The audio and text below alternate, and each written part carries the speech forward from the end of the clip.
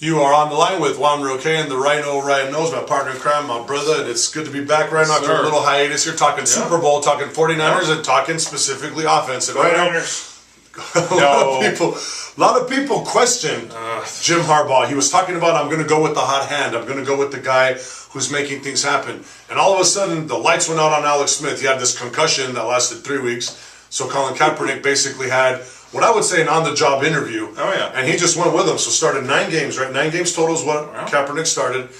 And at this point now, Harbaugh looks like a genius because Kaepernick's led the Super Bowl. One of the fewest starting quarterbacks in the NFL to start in a Super Bowl. Like Jeff Hostetler was like the last one that I remember.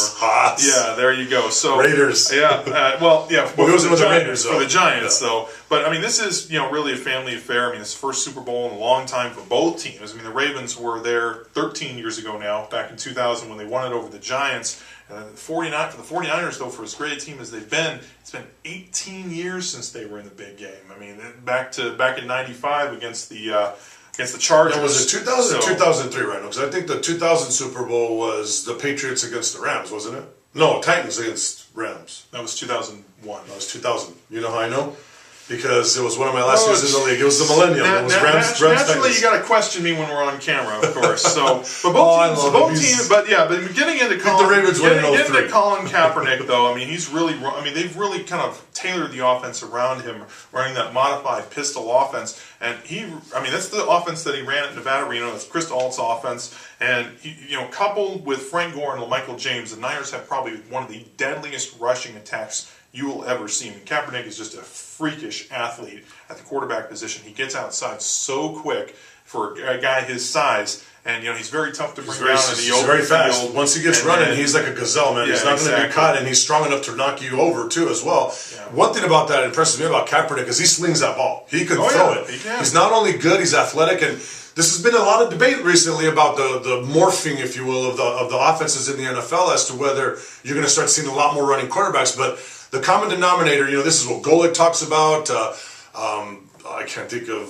Josh Jaworski and all these guys, Schlereth. The common denominator in all this is that they can throw the football. Russell Wilson, the threat is there. The threat is there. Yes. RG3, they can sling it. Yes, they're great athletes. Yes, they can run the football. They can get away from you in a hurry, but they can throw the ball accurately. And Kaepernick in that Falcons game, in that last 7 minutes of football, he was slinging that ball right now. I mean, it was impressive. They had to. It was impressive. He was throwing it. I mean, I'm talking about his window was about this big, and he was slinging it right in where the receiver can catch the ball. And I think even I even think at that point, Jim Harbaugh definitely looks like a genius in my opinion at this point because he makes the gutsy call to make the change, even though Alex Smith wasn't done for the season, and Colin Kaepernick is probably the biggest reason why they're in the Super Bowl. And one thing you can never call Harbaugh is a coward, because that guy had guts, playing for the Colts, getting beat up, on probably some of the worst offensive lines ever to be assembled. Remember when he was with the Bears? When he was with the Bears, he got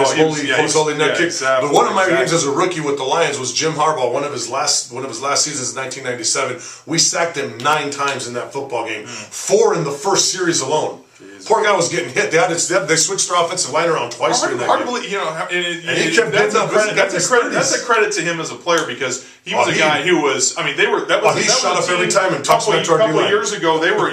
That year. They were a couple of years before. They were 1 play away from the Super Bowl against the Steelers. So Jim Mora was their coach. That's right. So playoffs. Talk about playoffs. So you were talking, but he's got some great weapons to throw to, and Michael Crabtree has kind of taken a big step forward. He's really come a long way. Yeah, being that number 1 target after kind of being a diva a little bit, that holdout his rookie year, he's kind of really come on and really the injury problems too. I didn't have a stress fracture. Exactly. Or yes. He just wasn't able to get back that galloping that he had. When he could just get away from it. Couple him with some of the receiving threats that they have in Randy Moss, Vernon Davis, Delaney Walker. Who the greatest receiver of all time? Jerry Rice. And Mario Manningham, really come on and been great threats for this team on the outside. And the offense was key in both the playoff games where the team was down. They really needed key scores to kind of clinch the game. And it's been. I mean, everyone talks about the Niners defense, but their offense is really taking. Oh, they dismantled the Packers. Holy jeez, in the divisional playoff, it was ridiculous. I actually was expecting a closer game than that. I remember we took my kid bowling, and the game was close. I got home, turned the TV on, it was 45-24. Yeah. I'm like, wow. Yeah. Just like that, the 49ers just turned it on. I mean, and Jim Harbaugh, I mean, he's always been credited. I mean, he's always been a big offensive guy, definitely. I mean, being an NFL quarterback, but I think with Colin Kaepernick, his guy, a guy he drafted, and tailoring that offense around him, he's really taken a step forward and become one of the elite offensive units in the league. But I mean, the Ravens D, I mean, they're not going no slouches over there. That is a storied defense out there, and that is going to be a great matchup as the Niners offense against the Ravens defense. And I mean, it's consistently one of the NFL's best, and it's led obviously by guys who need no introduction. I mean, just superstars in their own Absolutely. right. Ed Guys Reed, like Ray Lewis, Ed Reed. Our own Sun Devil Terrell Suggs coming back from that bad ACL injury last year. He's not playing like himself, Durano. You can tell I admire his courage and his guts, but he's not the Terrell Suggs that we all know. But he still needs to be respected because he's still dangerous. Oh, yeah, absolutely. And they're getting some good production from some of that young blood. Rookie Courtney Upshaw. I like this kid last year in the championship game. Alabama. Yeah, that's right. So, and then Jimmy Smith, a guy from Colorado, who a lot of people lamented, them taking as high as they did. He's really turned into one of their shutdown corners. And then Pernell McPhee on that defensive line has really become a big-time run stuffer, along with Haloti Ngata. Yeah, Haloti Ngata's no joke. And Paul Kruger has also been a very big player for them. And then, of course, you got the wily veteran, the former Colt, Bernard Pollard, stepping into that strong safety spot, pairing him with Ed Reed in that secondary. It's just been a great... The hard-hitting Ed Reed, another Hall of Famer. I mean, they just got Hall of Famers galore on that defense and possibly future Hall of Famers. This is going to be a bit of a chess match, too. It's not going to be all about talent, in my opinion, because, I mean, if you just listen to them talk, especially when they're on screen with each other, Jim and John Harbaugh, John is more of a control. He's a calculating coach. Much more than he's a thinker. He's a thinking man's coach. He's a great tactician. Much more than his passionate and fiery Jim.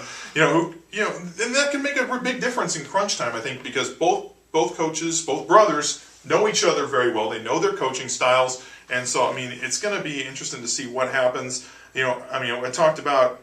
We talked about Colin Kaepernick, third fewest starts for a Super Bowl starting quarterback in history. And then, of course, we talked about Terrell Suggs, but also don't forget about Brian Jennings, the long snapper. Yeah, he's former Sun Devil, of course. He's a bro. He was on the 96 team as well. And then Kyle Williams, of course, on the IR, but he will be watching. He will be there in spirit. My prediction for this game, Ravens 28-24. Close game, all right? Yeah, I think so. I'm going to go with the Ravens as well. I was thinking it'd be a little closer than that. I was thinking Ravens 24, 49ers 21. Defensive battle. Yeah, okay, right on. But we're still 4 points. Yeah, exactly. We're not too far off. But it's going to be. And there's no weather factor here because they're playing in a dome. New Orleans, by the way, congratulations to the city of New Orleans, first Super Bowl in 11 years. Yes. Yeah. Well. That's a hell of a job by them. Katrina. Katrina, horrible tragedies in that city, and for them to bounce back the way they have. God bless you guys. I got to go to the New Orleans Super Bowl when the Packers faced the Patriots. Right on. And I'll tell you what, it was one of the funnest times of my life. Being in the French Quarter, we stayed at the Hyatt that's connected to the Superdome. That's right. Yep, and it was one hell of a time. And, hey, New Orleans hosting the Super Bowl and the Arena Bowl in the same year. I had to put that in there. Well, I'll do it. All right, that's going to do it for our Super Bowl coverage on this edition of On the Line with Juan Roque and the Rhino Ryan knows. And we get back to talk a little bit ASU recruiting. Exciting day, fast approaching. Yep. Are the Devils going to be able to land their recruits? We'll find out next.